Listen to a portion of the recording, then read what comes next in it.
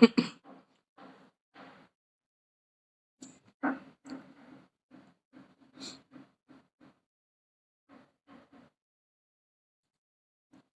है, ये अभी स्प्रिंग बूट एप्लीकेशन जो हम लोगों ने CRUD का बनाया था, वो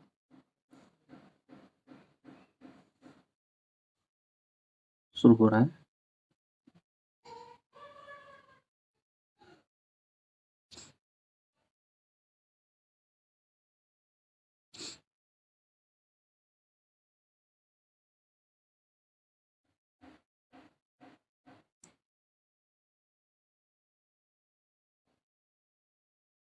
So the application has been started on 8084. Let's see.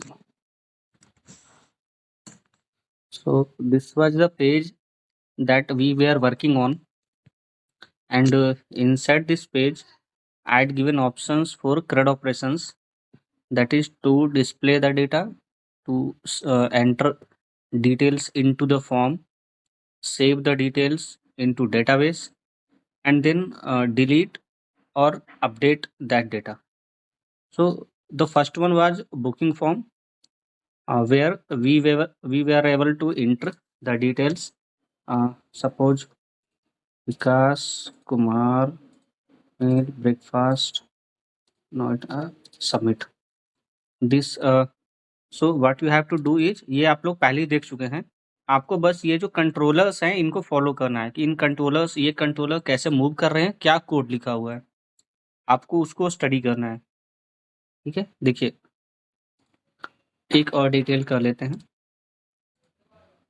Suppose Radhika Sharma email Jamshedpur submit.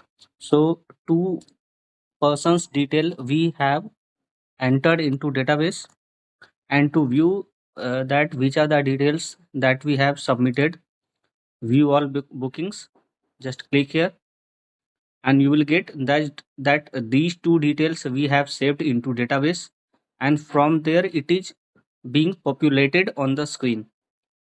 So here we have given two options. First one is delete. So once you click on delete, the first one I am going to delete.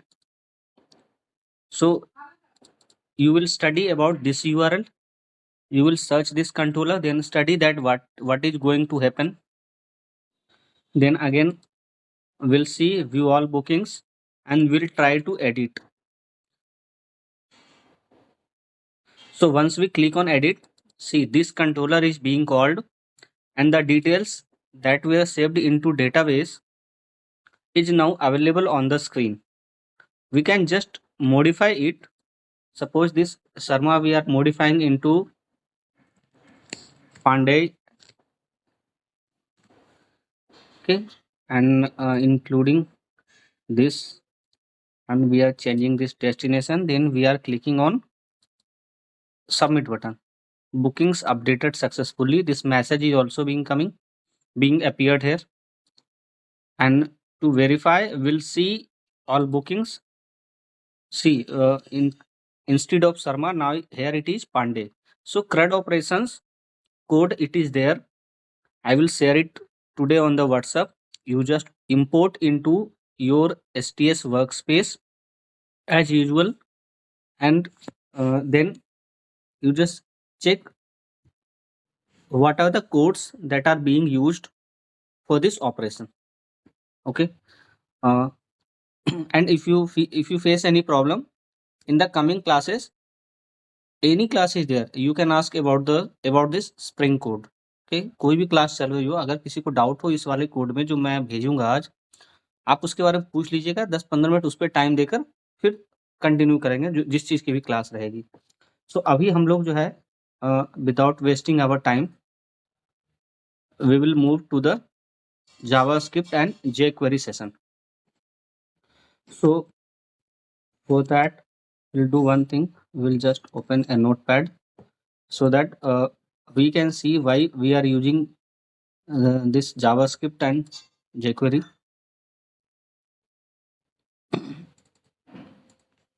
See, for any web developer, जो भी web developers हैं, अब web developers हैं तो वो क्या करेंगे, वो वेबसाइट बिल्ड करने का काम करेंगे, ठीक है। एंड वन मोर थिंग, मुझे आज एक चीज याद आ गया, 1 सेकेंड।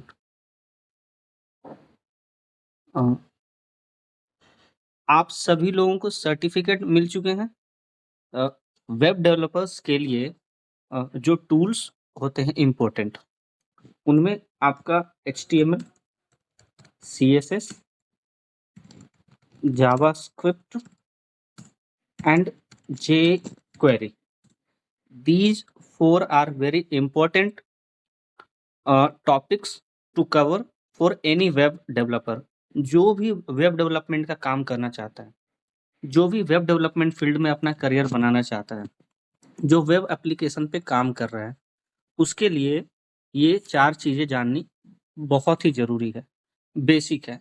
अब इसमें से ही आपका क्या होता है कि आप HTML के लेटेस्ट वर्जन, जैसे HTML5 नेम से फेमस है, उस पे काम करते हैं। नेटिव CSS के साथ-साथ आप लोग बूटस्ट्रैप या ग्राउंडवर्क्स, ये सब डिफरेंट टाइप्स ऑफ CSS हैं, फ्रेमवर्क हैं जिस पे आप काम करते हैं। जावास्क्रिप्ट के भी कई वर्जन्स लॉन्च हो चुके हैं और jQuery के भी अलग-अलग वर्जन्स आते रहते हैं। सो आज हम लोग जो पढ़ने जा रहे हैं इसे अगर हटा दें, so we are going to study the combination of JavaScript and jQuery। हम लोग पहले जावास्क्रिप्ट स्टडी करेंगे, उसके बाद jQuery स्टडी करेंगे, ठीक है, कि जावास्क्रिप्ट में कैसे काम करते हैं और jQuery में कैसे काम करते हैं। हमें जावास्क्रिप्ट पढ़ने की ज़रूरत क्यों पड़ी?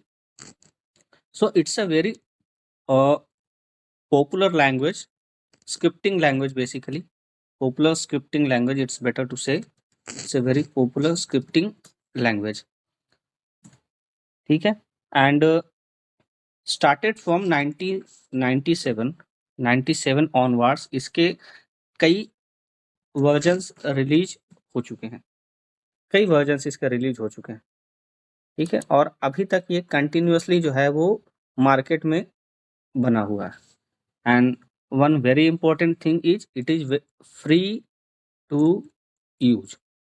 इसके लिए आपको अलग से कोई चार्ज पे नहीं करना होता है। जावास्क्रिप्ट जो नेटिव जावास्क्रिप्ट है आपका, उसके लिए आपको अलग से कोई चार्ज पे नहीं करना पड़ता है। दूसरी बात, अब तक आपने देखा होगा कि अगर jQuery आप यूज कर रहे हैं या कोई बूटस्ट्रैप या का फ्रेमवर्क यूज कर रहे हैं, तो उसके लिए आपको क्या करना पड़ता है, JS या फिर उससे रिलेटेड जो CSS हैं वो आपको इंटीग्रेट करना पड़ता है। आपने देखा होगा स्क्रिप्ट टैग के थ्रू टॉप में ही bootstrap.css, bootstrap-min.css या bootstrap.js वो आपको इंक्लूड करना पड़ता है अपने पेज में। लेकिन जावास्क्रिप्ट यूज करने के लिए आपको अलग से कुछ भी आपको प्लगइन ऐड करने की ज़रूरत अपने आपके HTML पेज में नहीं है। यानी ये इम्प्लिसिटली आपके ब्राउज़र में अवेलेबल होता है। आप डायरेक्ट जावा कोड लिखिए and it is ready to use, ठीक है। अब आता है कि हम क्या पढ़ने वाले हैं जावास्क्रिप्ट में। एक बार अगर हमारे इंडेक्स हमारे सामने क्लियर हो जाए, ठीक है, कि हम लोग क्या पढ़ने जा रहे हैं, क्योंकि मैं ये मान के चल रहा हूँ कि आप लोगों को जावास्क्रिप्ट अभी मैं ये मान के चल रहा हूँ कि मेरे सामने बिल्कुल बिगिनर बैठे हुए हैं, जिनको जावास्क्रिप्ट का जिन्होंने ABCD भी नहीं पढ़ा है। तो मैं इस तरीके से बताऊँगा कि जिन्हें बिल्कुल नहीं आता वो भी इस पे कमांड कर सकें, और जिनको आता है वो तो समझिएगा ही, वो तो बहुत अच्छी बात है कि अगर किसी को आता है तो, ठीक है। सो हम क्या पढ़ने जा रहे हैं, what we are going to study in JavaScript. तो जावास्क्रिप्ट में जो हम पढ़ने जा रहे हैं, सबसे पहले इंडेक्स देख लेते हैं। हम लोग स्क्रिप्ट टैग के बारे में पढ़ेंगे कि क्या है स्क्रिप्ट टैग, ठीक है। उसके बाद इसके कीवर्ड्स कौन-कौन से हैं। कीवर्ड्स के बाद हम लोग सिंटैक्स क्या यूज करते हैं, वो सिंटैक्स देखेंगे हम लोग, ठीक है। उसके बाद वेयर कीवर्ड जो है वेरी इंपॉर्टेंट, ठीक है, वेयर हो गया, and for latest JavaScript let, ये कीवर्ड हम लोग देखेंगे, ठीक है। उसके बाद हम लोग देखेंगे const keyword, then will see की document dot get element by ID, ठीक है, या डॉक्यूमेंट डॉट इनर HTML, ठीक है, या फिर डॉक्यूमेंट डॉट राइट या document dot alert, window dot alert. So ये सब चीज़ें जो है हम लोग स्टडी करेंगे। जब ये कवर हो जाएगा उसके बाद हम लोग मूव करेंगे ऑपरेटर्स की ओर। Operators, then will see data types. JavaScript बहुत ही मज़ेदार लैंग्वेज है, स्क्रिप्टिंग लैंग्वेज जावास्क्रिप्ट और जेक्वेरी। आप जब इसको यूज करेंगे तो आपको खुद इसकी पावर फील होगी। ठीक है, तो अभी हम लोग मान के चल रहे हैं कि अभी हम इतना स्टडी करने वाले हैं। ठीक है, इतना स्टडी कर जब कर लेंगे उसके बाद फिर आगे के टॉपिक्स को और इंडेक्स बनाएंगे। तो अगर आप स्क्रिप्ट टैग क्या होता है पहले ये देखते हैं।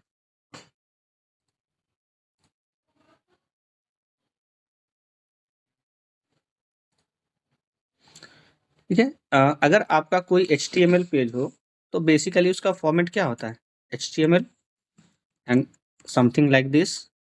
देन हम लोगों का हेड टैग होता है, देन मेनली इतनी चीजें तो होती ही है। ठीक है, इस तरह से जो है हम लोगों के HTML पेज का फॉर्मेट होता है। ठीक है, तो अब इसमें हमारा जो है कहाँ पर जावास्क्रिप्ट एम्बेड होता है।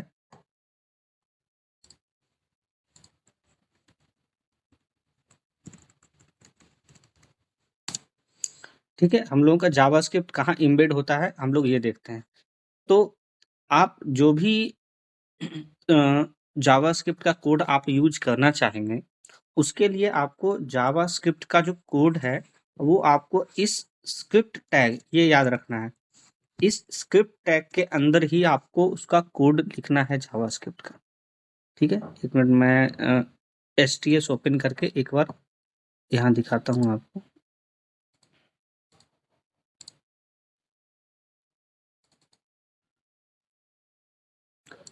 कुछ इस तरह से देखिए, ये आपका HTML पेज होता है। ठीक है, कुछ इस तरह से यहाँ पर आप स्क्रिप्ट टैग जो है वो हेड सेक्शन में भी लिख सकते हैं या फिर बॉडी सेक्शन में भी लिख सकते हैं।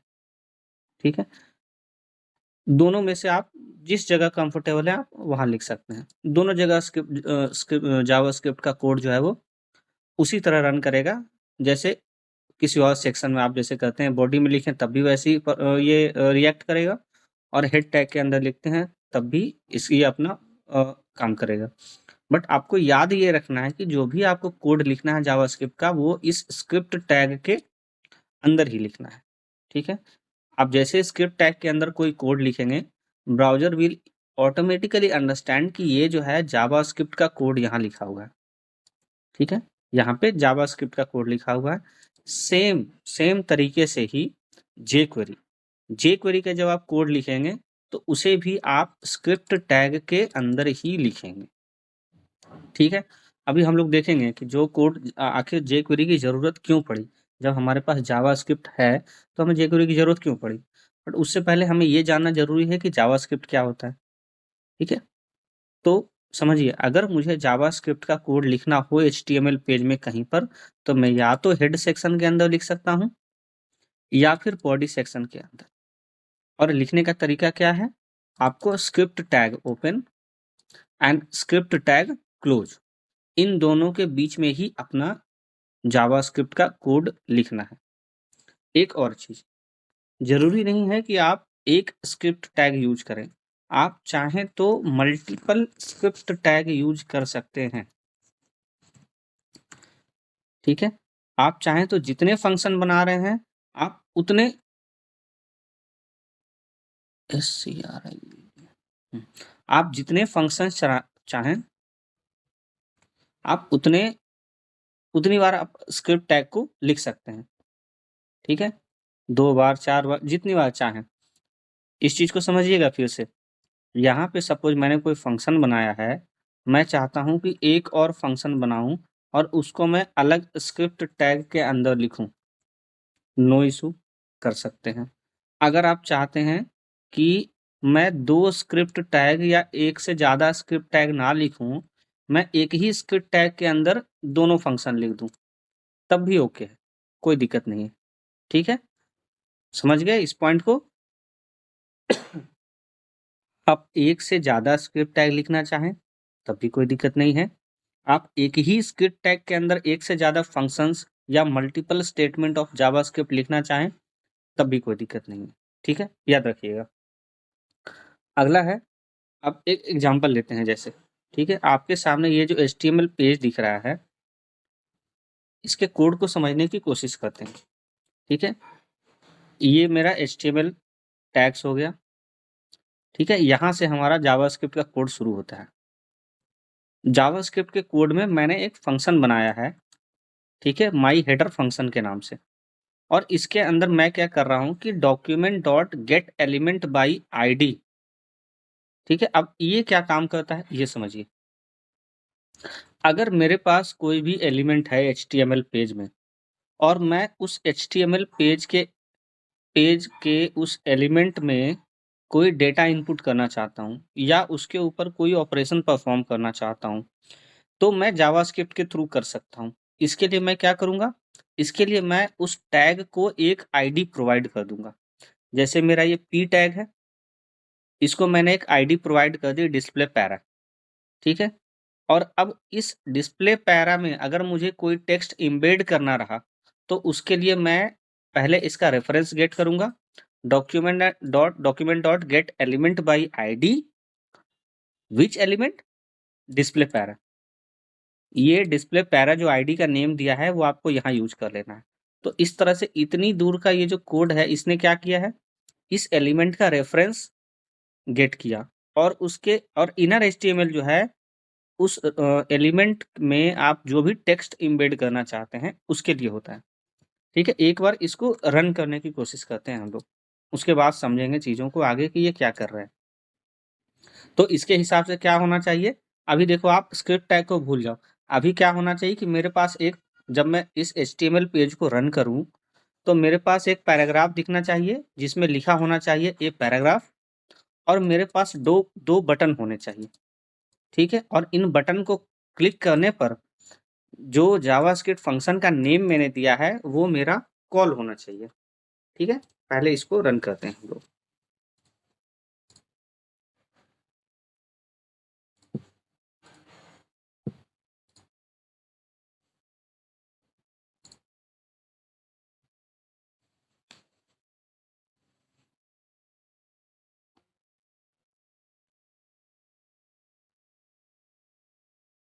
जावास्क्रिप्ट जो है वो आपका बेस है jQuery के लिए।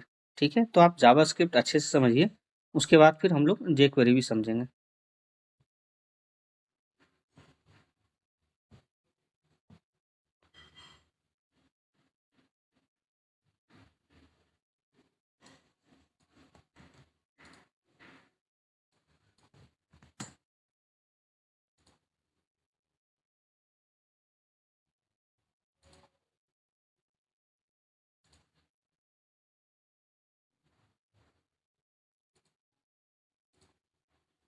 ठीक है, ये देखिए, जब आप इस HTML पेज को रन करेंगे तो ये दिखेगा demo JavaScript in head and body tag. ये कहाँ से आ रहा है, ये तो HTML कोड है, आप लोगों ने ऑलरेडी HTML स्टडी भी कर रखा है, ये यहाँ से आ रहा है। उसके बाद नीचे है पी, एक पैराग्राफ है जिसमें टेक्स्ट लिखा हुआ ए पैराग्राफ, एक पी है, इसके पास लिखा हुआ है पैराग्राफ। मैंने दो बटन बनाए हैं, एक हेडर टैग में जो फंक्शन है उसको कॉल करने के लिए, एक बॉडी टैग में जो है फंक्शन उसको कॉल करने के लिए।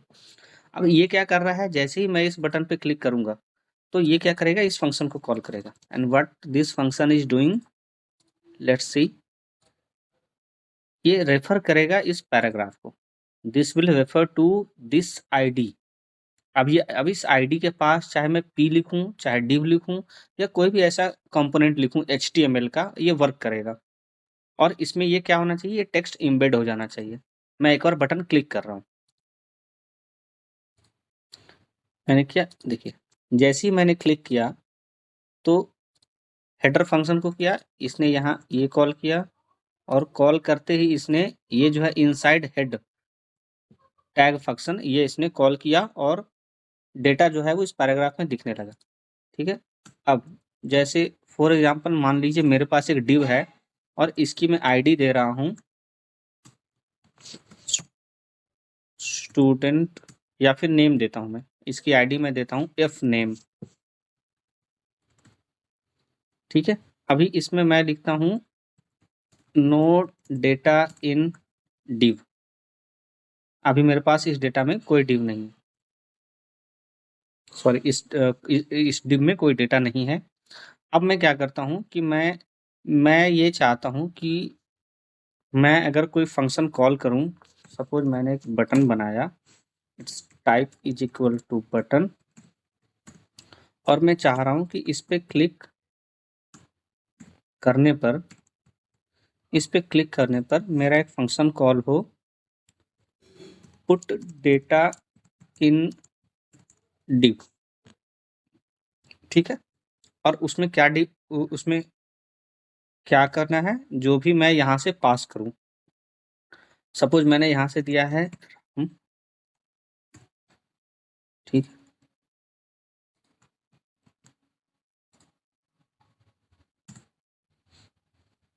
या फिर अभी आप दिस ऑपरेटर जब बताएंगे तब इसको देखिएगा, अभी डायरेक्ट मैं इसको कॉल कर रहा हूँ। ठीक है,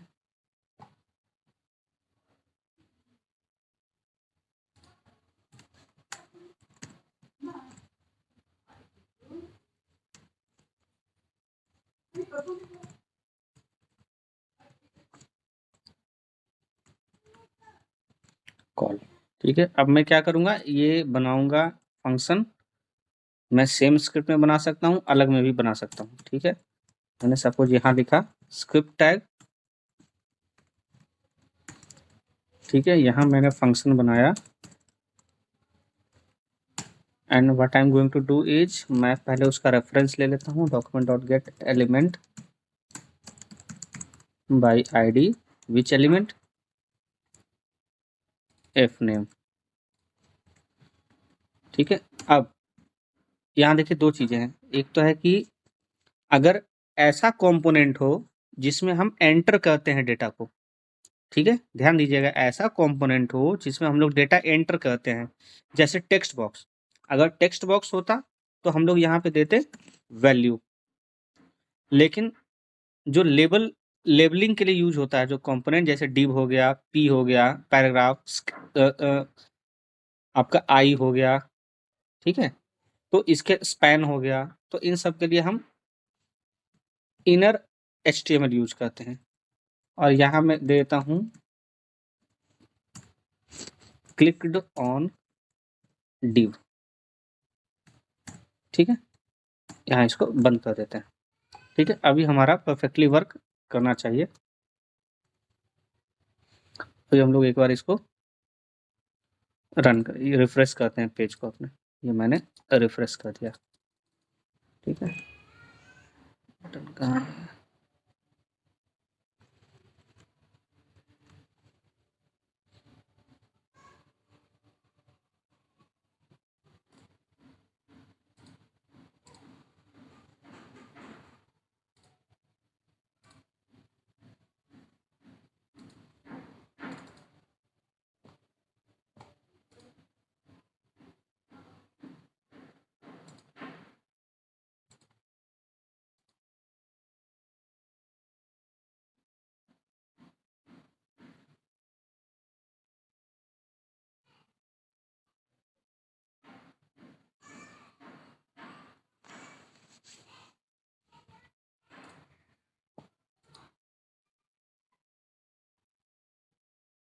ठीक है, कंफ्यूजन ना हो इसलिए ऊपर वाले पार्ट को मैं कमेंट कर रहा हूँ।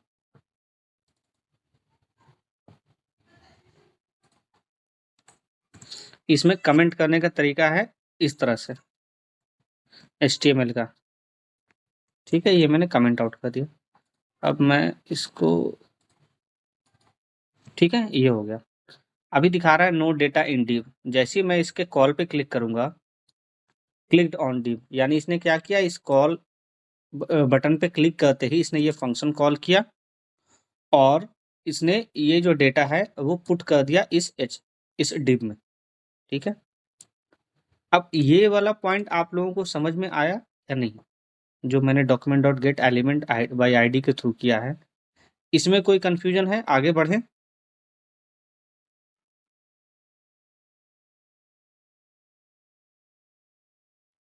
देखिए, अगर आप लोग बताएंगे नहीं तो मुझे पता कैसे चलेगा कि आप समझ रहे हैं या नहीं समझ रहे हैं। ठीक है, सपोज। Yes sir. हाँ, ठीक है अस्पिया। अब अस्पिया एक बात बताइए, अगर मुझे यहाँ पर ये करना है, सपोज यहाँ पर मैं भी इन सबको कमेंट कर देता हूँ, ठीक है, या फिर मैं इस डिव की जगह एक और डिव ले रहा हूँ, ठीक है। जैसे जावास्क्रिप्ट के थ्रू आप और भी कई चीज़ें कर सकती हैं, जो जैसे डॉक्यूमेंट को किसी डिव को हाइड करना, शो करना, ये सारी चीज़ें हम लोग देखेंगे, ठीक है। अभी हम लोग पहले देख लेते हैं कि बेसिक चीज़ों को। अब जैसे मेरा ये है सपोज एल नेम, ठीक है, मैं क्या कर रहा हूँ, ये सारा कोड अभी हटा रहा हूँ, ये सब हटा दिया मैंने, ठीक है, ये सब हटा रहा हूँ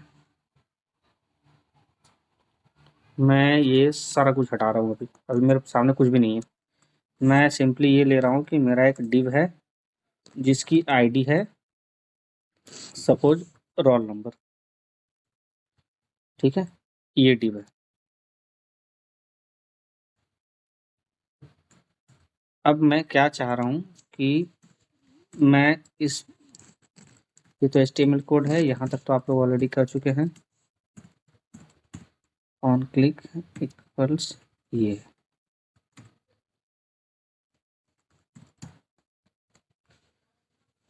अच्छा बॉडी टैग मिसिंग है ना,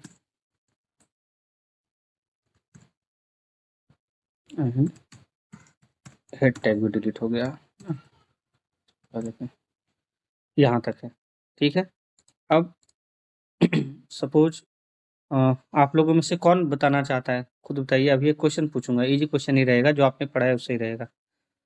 सपोज राजू, राजू आप बताइए, अभी मुझे क्या करना है कि इस डिव में मुझे जावास्क्रिप्ट फंक्शन के थ्रू कोई रोल नंबर डिस्प्ले करना है, कोई भी रोल नंबर, 100 102 कुछ भी, कैसे करूंगा मैं?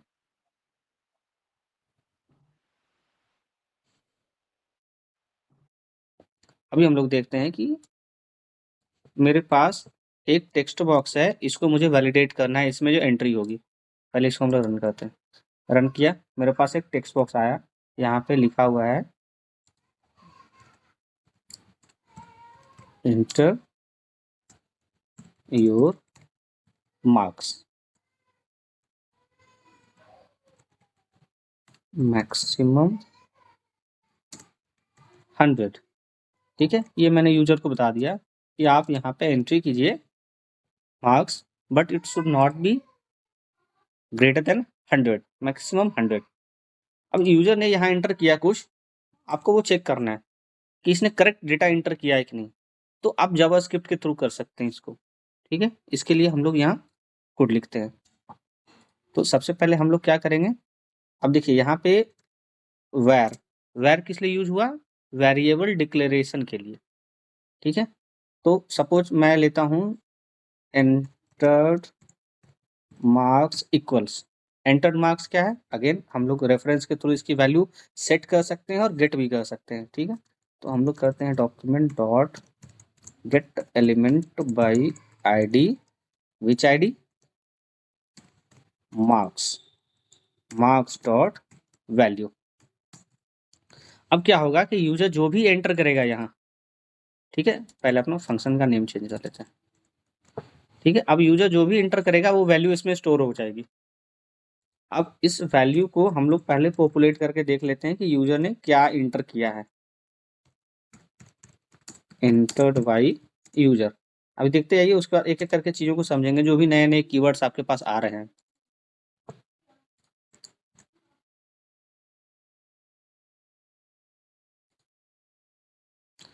ये यूजर ने एंटर किया, अभी हम लोग इसको चेक कर लेते हैं कि इफ ग्रेटर देन 100 अलर्ट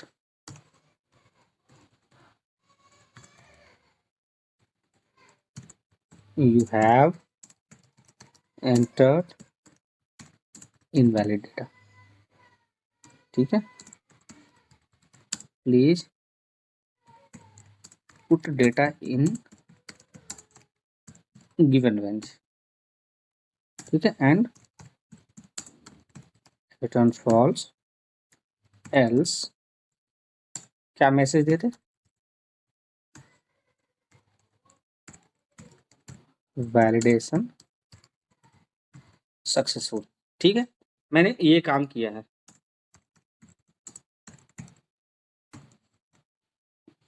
अभी आप इसको रहने दीजिए, अभी हम लोग केवल अलर्ट कराते हैं। ठीक है, सो अभी हम लोग ने क्या किया है, समझने की कोशिश कीजिए। एक टेक्स्ट बॉक्स लिया है और उसको हम लोग वैलिडेट करने की कोशिश कर रहे हैं via JavaScript. First let's run this page. Okay, enter your remarks maximum 100, will enter some value and then will validate. Suppose we have entered 300 and then we are clicking. So अभी इसको क्या message देना चाहिए अस्फिया?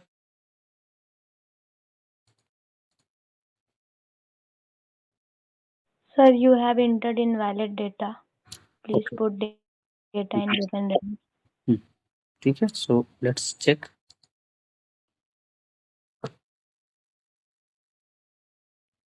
सबसे पहले क्या हुआ, इस जो डेटा है एंटर किया गया यूजर के थ्रू, उसे हमने एक वेरिएबल में स्टोर किया और उस डेटा को पहले डिस्प्ले किया कि yes this data has been entered by the user. Next we are checking for validation. Okay, you have entered invalid data, please put data in given range. Okay, one more thing, क्या होना चाहिए, अगर इसने गलत data दिया है तो जो आपका फील्ड है वो ब्लैंक हो जाना चाहिए। ठीक है, ब्लैंक हो जाना चाहिए। तो इस वैल्यू के थ्रू हम डेटा गेट भी कर सकते हैं और सेट भी कर सकते हैं। इसमें इस आईडी में वैल्यू का यूज करके हम लोग डेटा गेट भी कर सकते हैं और डेटा सेट भी कर सकते हैं। ठीक है, अभी हम लोग एक बार फिर से इसको रन करते हैं। This time we are giving valid data, it will show validation successful.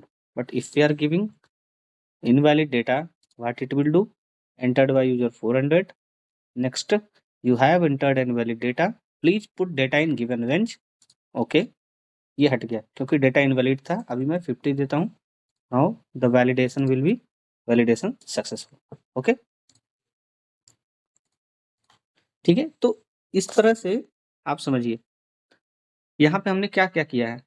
अगर मेरे पास कोई एंट्रेबल डेटा हो, enterable component, sorry not data, enterable component हो, यानी टेक्स्ट बॉक्स हो गया, टेक्स्ट एरिया हो गया, ठीक है, तो क्या कर सकते हैं हम लोग, उसको document dot get element by value, उसकी आईडी के साथ वैल्यू कीवर्ड यूज करके हम लोग उस डेटा को गेट कर सकते हैं। ठीक है, very first thing. Second thing is कि हम वैल्यू एट्रीब्यूट, वैल्यू कीवर्ड का यूज करके हम उसमें डेटा सेट भी कर सकते हैं। अगर मैं यहाँ ब्लैंक ना करके मैं यहाँ पे दे दूं 20, मिनिमम 20, ठीक है, तो ये वैल्यू को सेट भी कर देगा यहाँ पर। ठीक है, मैंने कुछ डेटा सपोज एंटर किया, ये इनवैलिड डेटा में किया ना, हाँ ठीक है, मैंने सपोज यहाँ पे कर दिया 500, तो ये अलर्ट दिखाएगा कि आपने ये एंटर किया है एंड देन मैसेज दिखा देगा प्रॉपर, और एक मिनिमम वैल्यू इसमें सेट भी कर देगा। तो वैल्यू का यूज करके हम डेटा गेट भी कर सकते हैं और सेट भी कर सकते हैं। पहली चीज, अगर आपको यूजर को कोई मैसेज दिखाना हो, आप अलर्ट का यूज करेंगे। ठीक है, अलर्ट कीवर्ड का यूज करेंगे और अलर्ट का ये सिंटेक्स होता है कि अलर्ट के साथ पैरेंथेसिस के अंदर आप जो भी स्ट्रिंग देंगे वो स्ट्रिंग ये डिस्प्ले कर देगा। सेकंड थिंग, थर्ड थिंग, आप मैसेज डिस्प्ले करने के साथ साथ वेरिएबल में जो डेटा है वो भी डिस्प्ले कर सकते हैं। उसके लिए आपको स्ट्रिंग और उस वेरिएबल के बीच में प्लस का सिंबल यूज करना पड़ेगा। ठीक है, अगेन फिर से समझिए यहाँ क्या हो रहा है। जावास्क्रिप्ट जो है वो स्क्रिप्ट टैग के अंदर लिखा जाता है, first thing. Second thing, on click event पे आप कोई फंक्शन कॉल कर सकते हैं। ठीक है, थर्ड थिंग, जो वैल्यू इंटर की गई है यूजर के थ्रू, आप वैल्यू कीवर्ड का यूज करके और document dot get element by keyword का यूज करके आप उस डेटा को स्टोर कर सकते हैं लोकली। स्टोर करने के बाद अगर आप डिस्प्ले करना चाहते हैं कोई मैसेज विथ वेरिएबल, तो आप अलर्ट फंक्शन का यूज करके डेटा को डिस्प्ले कर सकते हैं। फिफ्थ थिंग, जैसे आप बाकी प्रोग्रामिंग लैंग्वेज में इफ और एल्स कंडीशन यूज करते हैं, वैसे ही आप यहाँ भी इफ और एल्स कंडीशन यूज कर सकते हैं। सेम कंसेप्ट है, ठीक है, कोई अलग से नहीं है। सेम कंसेप्ट आप यूज कर सकते हैं, आप अपना वैलिडेशन चेक लगा सकते हैं। ठीक है, इसके लिए अलग अलग ऑपरेटर्स यूज होते हैं। जैसे कंपैरिजन ऑपरेटर है ये, जिसमें आप greater than, less than, greater than equal to, less than equal to, double equal to, triple equal to, ये सारी चीजें यूज होती है। हम लोग देखेंगे आगे, अभी वो सारे जब ऑपरेटर्स पढ़ेंगे तब। ठीक है, तो इस तरह से जो है आप किसी भी जावास्क्रिप्ट के थ्रू आप किसी फॉर्म का वैलिडेशन कर सकते हैं। ठीक है, ये हुआ आपका सबसे स्टार्टिंग यानी बेसिक का स्क्रिप्ट का। यहां तक में किसी को कोई कंफ्यूजन हो तो आप प्लीज पूछिए।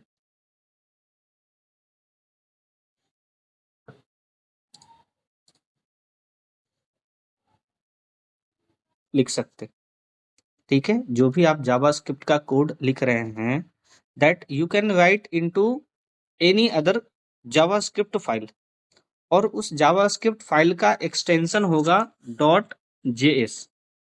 ठीक है, फॉर एग्जाम्पल देखिए, मैं अभी आपको एक और एग्जाम्पल दिखाता हूँ।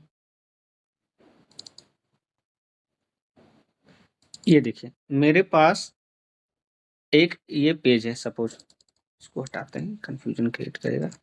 मेरे पास सिंपली क्या है, एक पैराग्राफ है जिसकी कुछ आईडी है, और मेरे पास एक बटन है। ठीक है, I hope it is clear. Font थोड़ा बड़ा कर लेते हैं। मेरे पास एक पैराग्राफ है, मेरे पास एक बटन है। पैराग्राफ की आईडी मैंने दे रखी है डिस्प्ले पैरा नाम से, और इनपुट बटन के क्लिक पे मैं एक फंक्शन कॉल कर रहा हूं जिसका नेम है एक्सटर्नल फंक्शन। अब यहाँ पे तो स्क्रिप्ट टैग के अंदर कहीं भी एक्सटर्नल फंक्शंस डिफाइन ही नहीं है। अभी तक हम लोग जिस तरह से देख रहे थे उस तरह का कोई फंक्शन तो यहाँ है नहीं, तो ये कहाँ है? तो इसके लिए क्या है कि जावास्क्रिप्ट में एक फीचर है कि HTML जो है वो एक्सटर्नल अगर कहीं और जेएस फाइल लिखी हुई है तो उसके कोड को भी एम्बेड करके दिखाता है ये। ठीक है, ये एक्सटर्नल डॉट जेएस कहाँ है? ये same window hierarchy, same folder hierarchy पर है ये एक्सटर्नल डॉट जेएस, और इसके अंदर मैंने जो है ये फंक्शन लिख रखा है एक्सटर्नल फंक्शन।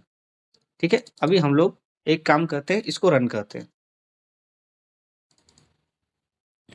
सर्वर हमारा ऑलरेडी रनिंग है, हम लोग खाली इसको कॉल कर सकते हैं तो भी काम हो जाएगा।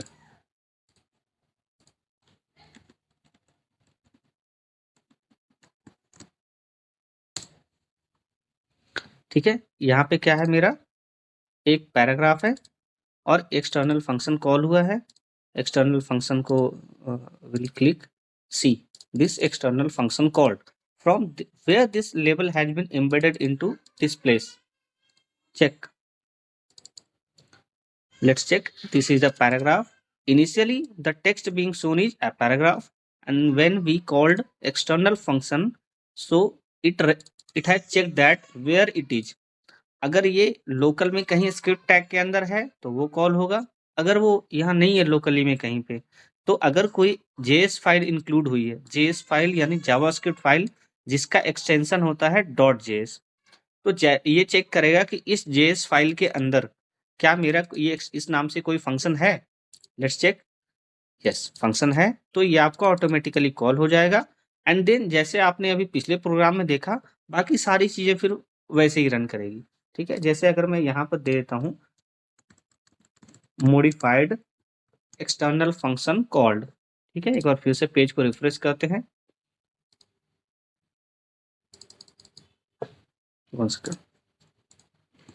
सेव हो गया डेटा, इसको एक बार रन करते हैं हम लोग। ठीक है,